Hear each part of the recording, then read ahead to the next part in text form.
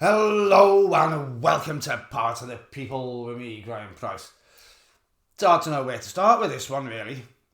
I would imagine that you've seen the worst highlights from Friday's uncomfortable and ingracious spectacle of a meeting between President Zelensky and Donald Trump. On the Thursday night, I was thinking about the whole situation with Starmer's meeting with the orange jabber.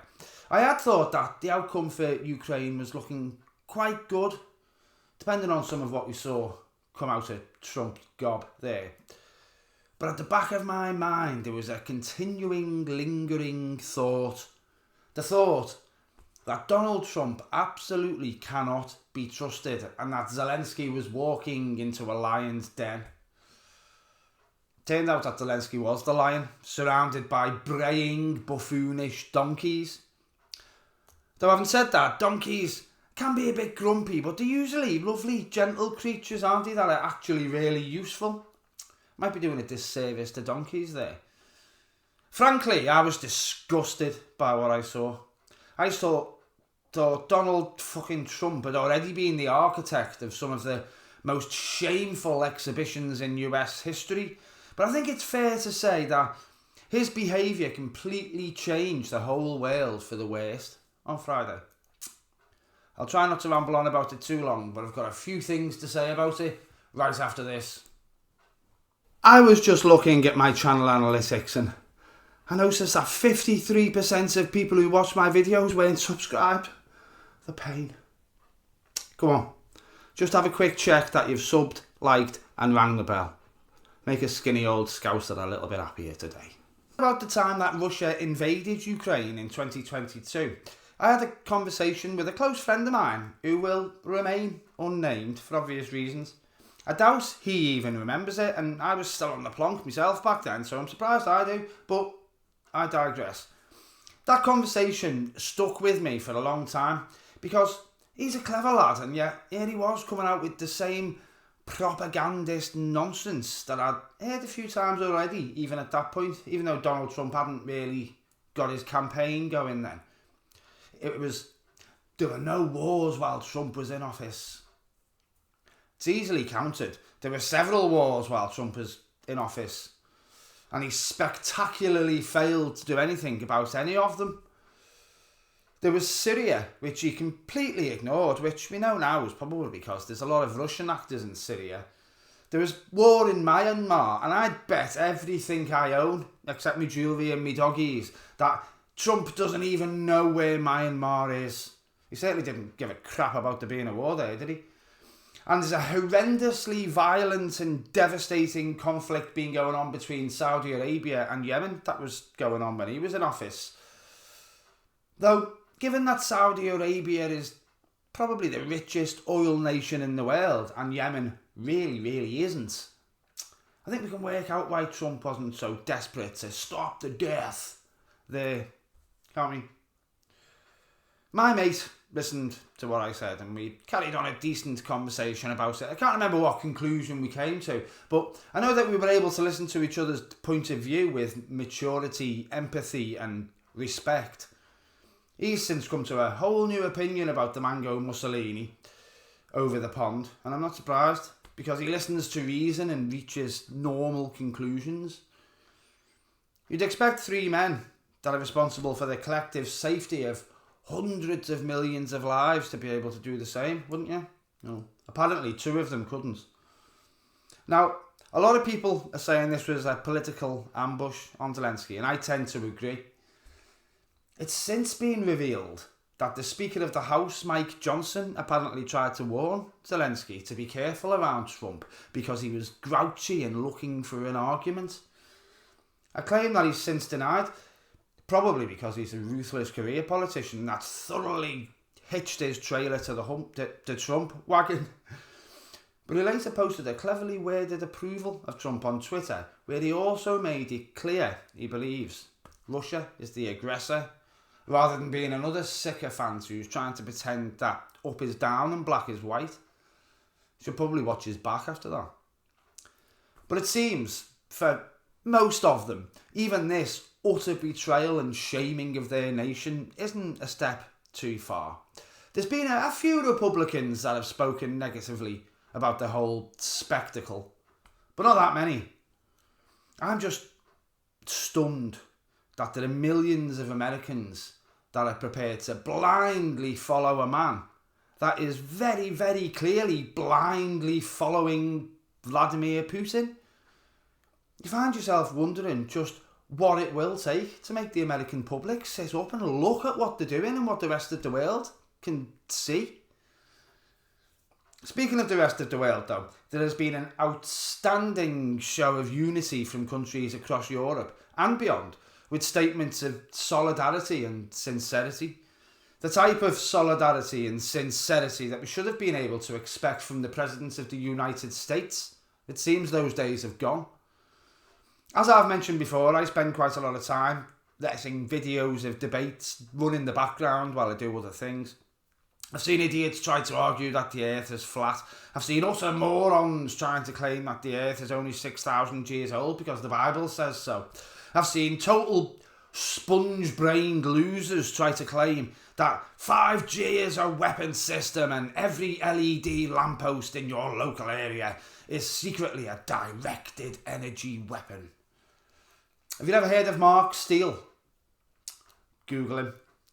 You won't be disappointed, especially if you find his Facebook page.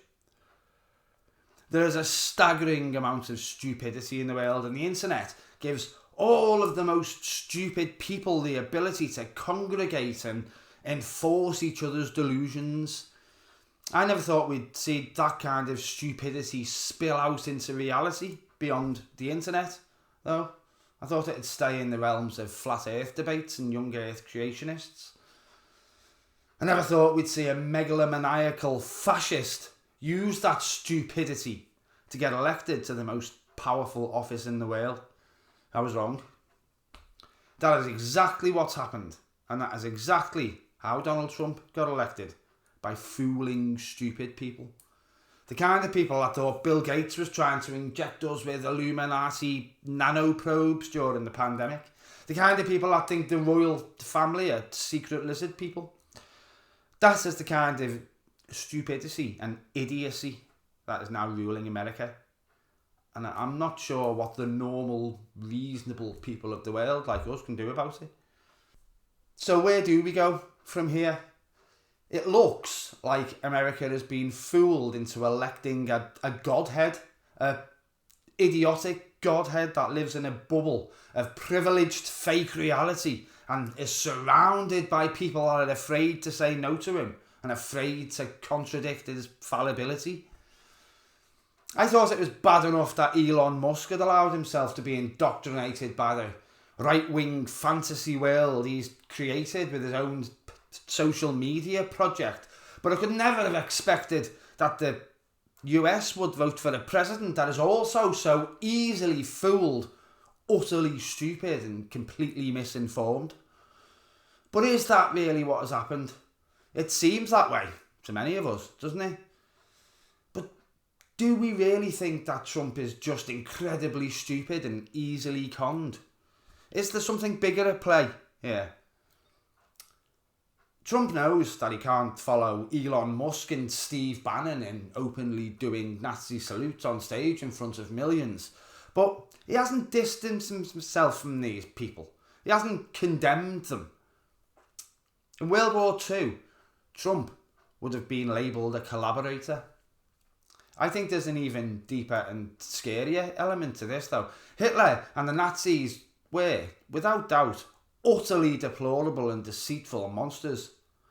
But they did have an ideology that they were absolutely true to, almost to the end. As I've said before, even when it was blatantly obvious that the war was lost, Hitler insisted on continuing to fund ideological hatred of minorities, even when it took funding and support away from things that may have actually changed the course of the war for him. There were 44,000 sites that were used for concentration camps or incarceration sites of some sort during World War II. Can you imagine the amount of people, the amount of manpower needed to run 44,000 of those sites? I've tried, but I can't find a reliable figure for how many Nazi or SS soldiers were redirected from the front line to perpetuate the persecution of Jews, gay people, intellectuals, gypsies, trans people and such like. But I'd imagine the war may well have gone a different way if all of those sites didn't exist and Hitler had used those men to fight against the Allies though. It's an old cliche, but we might all be speaking German.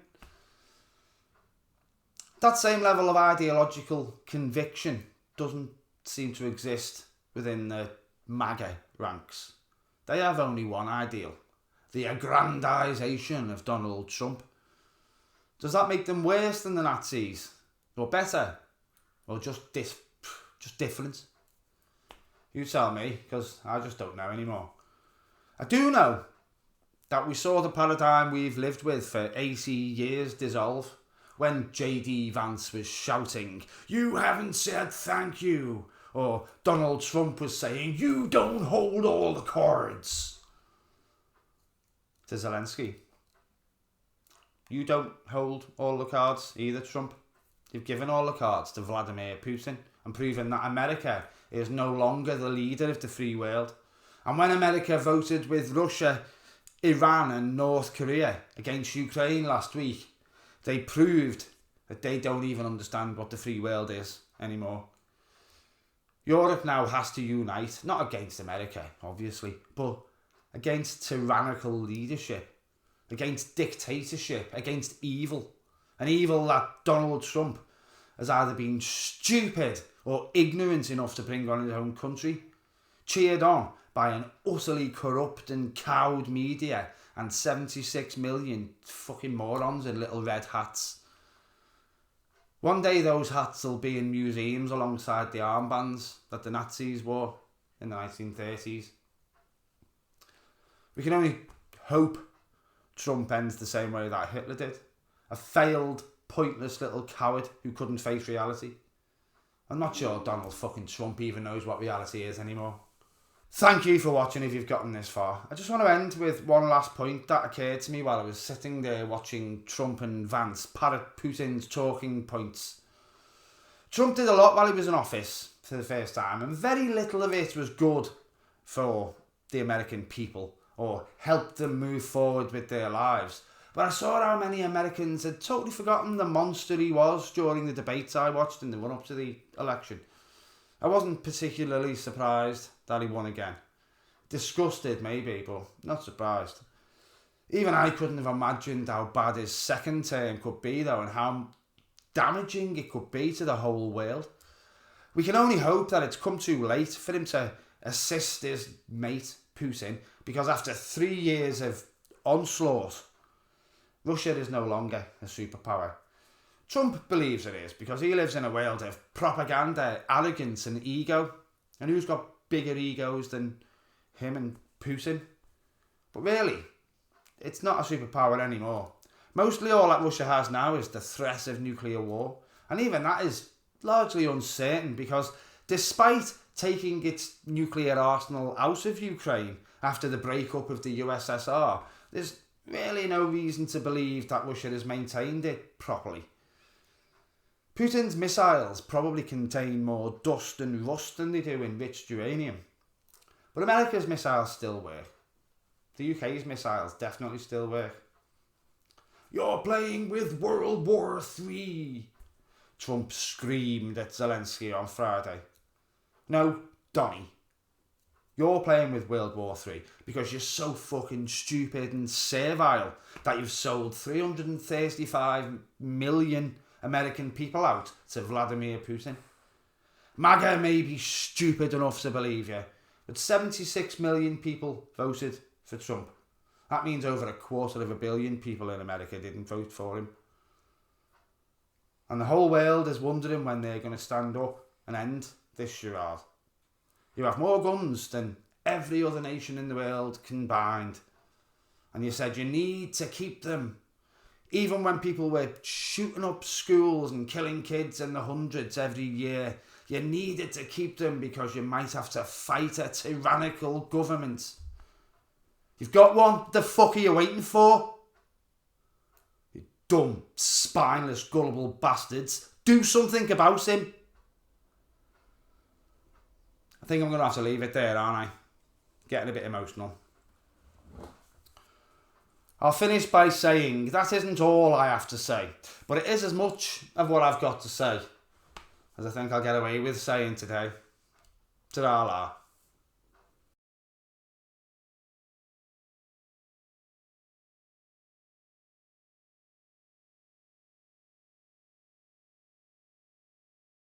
I'd just like to end with one point that occurred to me while I was sitting there watching Trance and Pants. And, oh my God, Trance and Pants. Trump and Pants, not Trance and Pants. Maybe it'd probably be better if they were called Trance and Pants. They'd probably be a bit funnier at least.